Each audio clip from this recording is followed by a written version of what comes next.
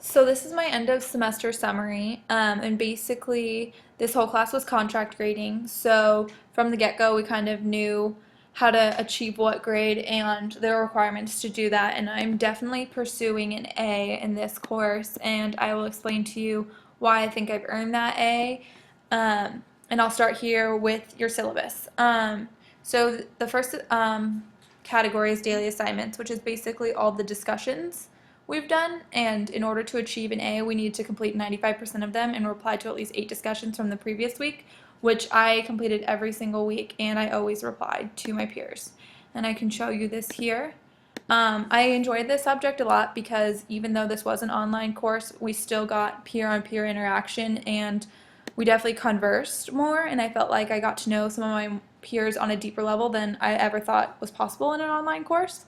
So I really liked the discussion boards, and the discussions were super interesting every single week. Um, and this is just kind of an overview of me replying, me posting right here. And I did that every week, so that satisfies that A requirement and the daily assignment section. And then as we continue on to the NEAT resources, in order to achieve an A, you need to post each week and add a 50-word abstract, and then look at all your other postings and include highlights in your weekly summaries, which I did all of those. I posted a NEAT resource every single week along with a 50-word abstract. From there, in my weekly summaries, this is my post right here. From my weekly summaries, I would discuss something that I posted or something that my peer posted. I would just kind of highlight those notes in my weekly summaries as well. So I think I've earned an A in the NEAT resource category because there was never a week that I missed, and I was always on time, and I always included that abstract, and I always highlighted in my weekly summaries. And then the weekly summaries themselves, they were 3 to 5 minute videos of just kind of an overview of the course or that week and what we did.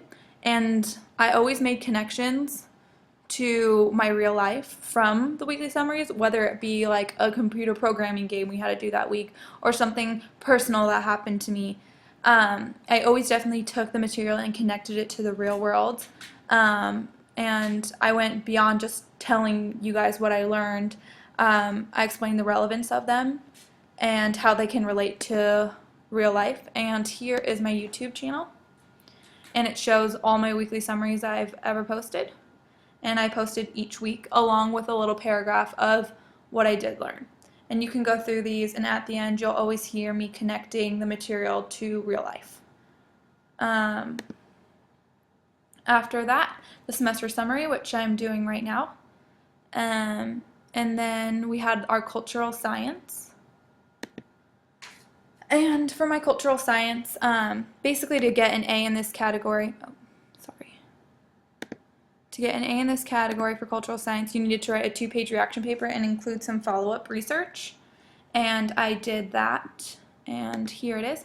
I went to the Arizona Science Center, and I wrote a 2-page paper on what I saw, and then my last paragraph includes some follow-up research that I think could be built upon what I saw. So I wrote this paper, and I actually had a lot of fun at the Science Center. I saw a lot of interesting things like the 3D printing, which we also have talked about in NEAT resources before. So it was kind of cool to tie in everything together.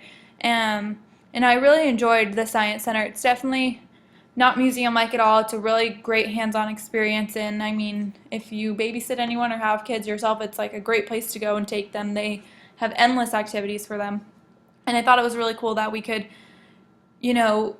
basically go to a lecture or read a book or something and write a paper on this, and it definitely opens your eyes to more than just physics science, and you get to see other types of science, which I thought was really interesting to incorporate into just a physics class, because you definitely touched on other subjects, which I enjoyed. I feel like I satisfied the A requirement in the cultural science section, if you will. And then on to the controversial debates. So in order to receive an A in this section, you had to write a debate document on both pro and con side, 750 to 1,000 words on each side. And I did that as well. And then you had to also comment on your peers, and I am working through going through all my peers and commenting on them. So I had the World Trade Center buildings, pro and con, and I learned a lot of information while writing this paper. I definitely think it has a lot of controversy around it, and a lot with my other peers wrote about. They definitely had a lot of controversy with their topics as well. Overall, I think I earned an A in this section because I did complete what was required of me. So back to why I deserve an A in this category is because I did complete what was asked in the A department, is to write a debate document, and I followed the guidelines, writing both sides and writing 750 to 1,000 words on each side. And I put my personal opinion aside, and I wrote at a college level, and I think I should get an A in that category. Now I can show you some of my previous work that I've done. As I've showed you here, my YouTube channel, and I had a summary every single week, and I showed screenshots and pictures of different papers I did, and some tracker photos as well, and I included those in my weekly summaries. But here's just a little folder of some of my homework. I can show you some of the spiral dynamics that we did this week. I'll just bring up a couple and how I documented those. That's just one. Here's another one. So I would take pictures of what I was doing right after I finished the page, and then I would upload them to the computer. Some spiral kinematics right here with the motion diagrams. I think I deserve an A with the spiral kinematics because I did read the material before working on the activities, and then I would check my answers with you the following week and learn from my mistakes as well. You can see calculations in some of my past work, and definitely some of the knowledge I took from the materials of reading and applying it to the activities. As for VPython, some screenshots I included every single week of the things I did, along with the code that was, this was probably the first week. And just like how I advanced through my knowledge with the program and programming itself, and how I grew as a student that way. I definitely think I deserve an A. And then as in Tracker, I would write a report instead of just answering at the bare minimum. I would do every part for satisfying the C requirement, then I would satisfy the B requirement, and I would go on to satisfy the A requirement. And I included pictures in my report. Along with that, VPython, I always went above and beyond, and I always completed the A requirement from the VPython text. I will show you.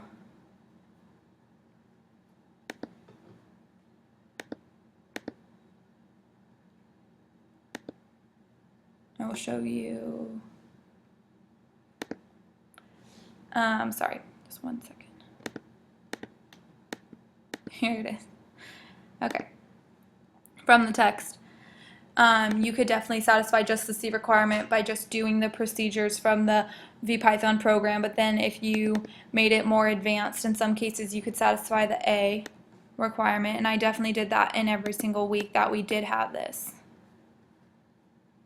I'll give you some examples.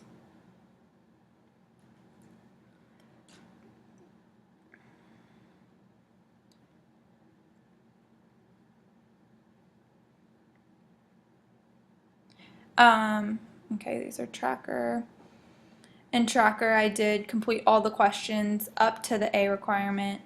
As you can see right here, you made it very clear each week what was required for C, what was required for a B, and what was required for an A, and I went through every single question and I answered them to the best of my abilities, and I included photos of the work being done, and I definitely think I deserve an A there. As for VPython, you would have a procedure for us to do, which we would do. And then once completing the procedure, you would have us add on to some of that, like by making the ball go right at a different speed or at a different position. And then from there, you would make us create like another ball in this case, and then making the clock reading at a different number. And then for the A, you would add on even more stuff with 3 balls starting at different locations. And I always completed all the way up to the A as much as I could, and I always pursued an A throughout this entire course. And that is just an example of why I deserve an A through the text. As for anything else, I definitely think I always strive to do my best. I didn't just write one paragraph for each discussion. I always dove into the discussions and engaged with my peers. And I think I got a lot out of this class, more so than I would do from a typical class because of the contract grading. It was really straightforward and easy to know, this is what I expect of you if you want an A, and this is the requirement, and if you want a C, this is what I expect from you. And it definitely motivated me almost more to know this is what I needed to do for an A, instead of just, having a teacher assign, here's a paper to write, and then you're trying your best, you write it, and then you get a B back. So I think that definitely effort counted more in this class as more than accuracy, which I definitely think means more. I think there needs to be some type of check and accuracy there, but just the fact that the student is trying and pursuing after something and accomplishing that goal, that should also get credit for too. And I think sometimes universities and big schools lack that. Like, even though you complete something and it's just not up to that one person's standards, you will get a C in it, even though, my best friend has a different TA and they'll get an A in it. So I really definitely liked the contract grading approach, and I think I followed the syllabus and I followed your rules, and I kept all of my material on time and presented to you in a timely, organized manner, and I definitely think I deserved an A. I think I worked really hard in this course, and I definitely learned a lot, and it is reflected in my work. And that is my case to you, and that is why I should get an A. And thank you.